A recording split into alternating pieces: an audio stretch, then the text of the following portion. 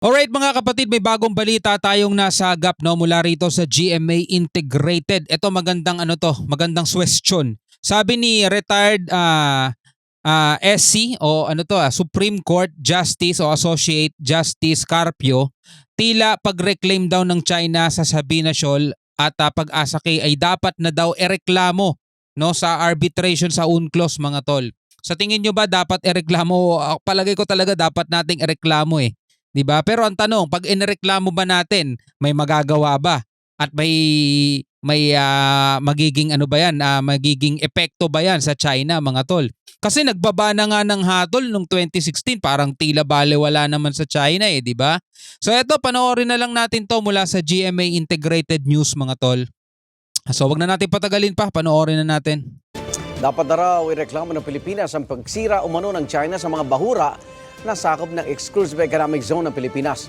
Sabi ni retired Supreme Court Associate Justice Antonio Carpio, maaaring bahagi na ito ng anyay pag-reclaim ng China sa lugar. So parang pananakop na ng China yan, mga tol, sa lugar na yan. 'Di ba? Kasi yung pagtatayo nila ng mga isla nila, kumbaga sa isang kalupaan, 'di ba? Meron kang nasasakupang isang malaking ektaryang lupa, biglang may papasok na mga dayuhan, tas magbabakod na sila doon. Tapos magtatayo na sila ng kanya-kanya mga bahay doon. So parang sinasakop na rin yung ano mo nun, yung nasasakupan mo. Ganito yung ginagawa ng China ngayon, mga tol. Yung pag-reclaim nila, gumagawa sila ng mga artificial island. Si Antonio Carpio, maaaring bahagi na ito ng anyay pag-reclaim ng China sa lugar. May unang balita si Joseph Morong. Habang maaga pa raw, dapat nang gumawa ng paraan ng Pilipinas para pigilan ang tila ginagawang reclamation ng China sa Sabina Shoal at Pag-asa K. Tingin ni retired Supreme Court Associate Justice Antonio Carpio, naglalatag na ang China para gumawa ng artificial island sa Sabina Shoal. 75 nautical miles o nasa 140 kilometers ang layo nito. 140 kilometers lang ang layo. Mula sa Palawan at nasa loob ito ng Exclusive Economic Zone o EEZ ng Pilipinas. Parang distansya yan ng Quezon City sa Lucena, Quezon. Oh!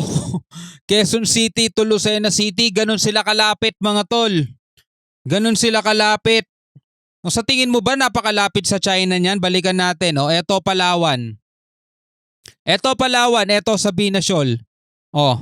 Dito nila gustong magtayo ng isla.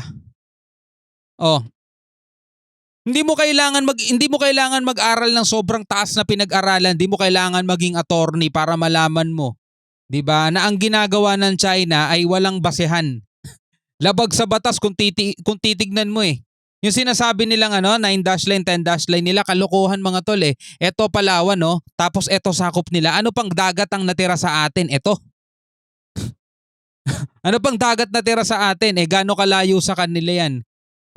Kamusta na yung mga pro-China, willing kayong ibenta ang bansa, di ba? Ayan grabe. EEZ ng Pilipinas. Parang distansya yan ng Quezon City sa Lucena, Quezon. Isiniwalat ng Philippine Coast Guard na may nakita mga umunay Chinese researchers sa Sabina Shoal. Tingnan mo, titigas ang mga mukha nitong mga to, Ang titigas ng mga mukha, Isiniwalat ng Philippine Coast Guard na may nakita mga umunay Chinese researchers sa Sabina Shoal. I think they're in the process of making markings because they destroy the coral reefs. No, maybe that's the first phase.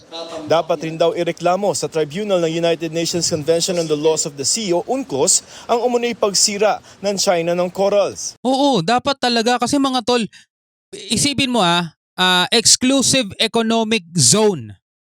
'Di ba? Exclusive economic zone. Hindi naiintindihan ng mga pro-China, mga engot kasi yung mga 'yon Eksklusibo na atin 'yan, mga tol. Tayo lang yung may jurisdiction diyan. Tayo yung may karapatan sa mga laman dagat diyan, mga likas na yaman diyan. Tayo lang ang may karapatan diyan.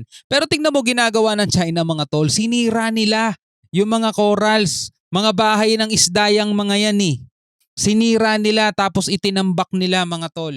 Kung paano nila sinisira yung mismong bansa, yung bansa nila, yung environment nila doon, kung paano nilang sinisira nang dadamay sila, mga tol. Ang ayos-ayos ng West Philippine Sea, mayaman sa lamang dagat, 'di ba? Sinira nila yung mga bahura, magtatayo sila ng isla. Grabe. Yan ay matapos makita ang mga tambak na patay na coral sa Sabina Shoal na sabi ng PCG ay posibleng senyales daw ng pagtatayo ng artificial island. Ang mas nakakabahala, malapit lamang sa Sabina Shoal ang Reed Bank o Recto Bank na mayaman sa langis at nasa EEZ rin ng Pilipinas. Alam na kung anong target nila dyan, mga tol. Kapag nagtagumpay sila dyan, di ba? Kapag nagtagumpay sila o kaya naituloy nila yung balak nila. Buti nga lang to, no? Nakita na ng PCG yan kaya nagpadala na tayo dyan ng barko ng PCG. At meron na tayong presensya dyan. Pero ang tanong, kakayanin ba yung presensya natin kapag talaga naging agresibo China? Well, saka na natin pag-usapan yon. Pero eto, no, kung maitutuloy nila, mga tol, yung plano nila, napakalapit lang daw yan sa Reed Bank. Di ba isipin mo, no? Sila na yung mimina ng langis o gas, natural gas na dapat para sa Pilipinas. Di ba? Kawawa naman tayo nun. Yan ang gusto ng mga pro-China, mga tol. If we allow them to build on Sabina Shoal, then they will harass us in Reed Bank because they have a base in Reed Bank. Nang tanongin namin ang Chinese Embassy kung mga researcher nga nila ang nakita ng PCG, tugon nito, yan daw ang tingin ng PCG. Pero di pa ulit sila sumasagot nang liwanagin namin kung sang-ayon sila sa paratang. Sinabi lamang nito na may hindi makukusyong soberanya ang China sa mga Kita mo sumagot yung Chinese Embassy. Mga researcher boat nyo ba to? China? Tinanong kung Chinese boat ba to? Yan ang tingin ng PCG. Yan tanong, sang-ayon ba kayo? Bilang ang sagot, China has indisputable sovereignty over the South China Sea. Mga sabog sa fentanyl.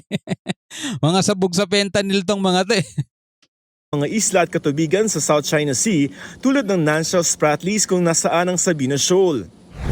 Pero ayon kay Carpio, di lamang sa Sabina Shoal tila nagsisimula mag-reclaim ang China kundi sa Sandy Cay, malapit sa Pag-asa Island. Kamakailan iniulat din ng PCG ang mga tambak na patay na coral doon. Yan, no? Noong 2017, magtatayo raw sana ng fisherman's shelter ang Pilipinas doon, pero pinalagan ito ng China. Hinihingan pa namin ang panig ang PCG, DFA at DND. Ito ang unang balita, Joseph Morong para sa GMA Integrated News. Grabe, no? Mga sabog sa fentanyl kasi tong mga to kaya ang hirap kausap eh. 'Di ba? Kaya sang-ayon ako dun sa sinasabi ni advisor Anyo, 'di ba? Yung mga Chinese diplomat na nandirito sa Pilipinas, mga tol, nasangkot doon sa sinasabing audio recording. Palayasin na rito sa Pilipinas, mga tol. Palayasin na. 'Di ba? Wala namang mga silbi talaga dito yung mga 'yan eh. 'Di ba? Tapos eto, tama yung sinasabi rin ni retired Supreme Court Associate Justice Carpio na pwede nating ireklamo sa tribunal, 'di ba, ng UNCLOS etong pagsira ng mga corals nitong China, mga tol. Kasi bahagi ito ng West Philippine Sea Exclusive Economic Zone natin to, mga tol eh. 'Di ba? Pero yun nga lang eh. Ito nga lang ang ang catch diyan. Kung sakasakaling ireklamo natin sila, tanong, may magagawa nga ba ang UNCLOS? Kasi parang wala naman din silang ipin. Ang international law wala ring ngipin, mga tol. 'Di ba? Harap-harapan, maliwanag pa sa sikat ng araw na binabastos sila ng China. Hindi lang Pilipinas ang binabastos ng China, mga tol, pati yung international law at pati UNCLOS na nagsasabing may batas na ganyan, may batas na ganito. China ang sagot, wala, baliwala kayo sa amin. Kami ang almighty China. 'Di ba, harap-harapan nilang binabastos UNCLOS at saka yung international law. Walang naman nagagawa eh. So, 'di ba? Ang mangyayari? Ayaw naman natin ng gera, ayaw naman natin ng digmaan, pero grabe yung China, mga tol, parang ayaw talaga paawat. Anyway, bilang isang Pilipino, ano masasabi mo rito? Comment ka na lang sa ibaba. Hanggang sa muli, mga tol. Ako nga pala si Shobaldi. Peace out.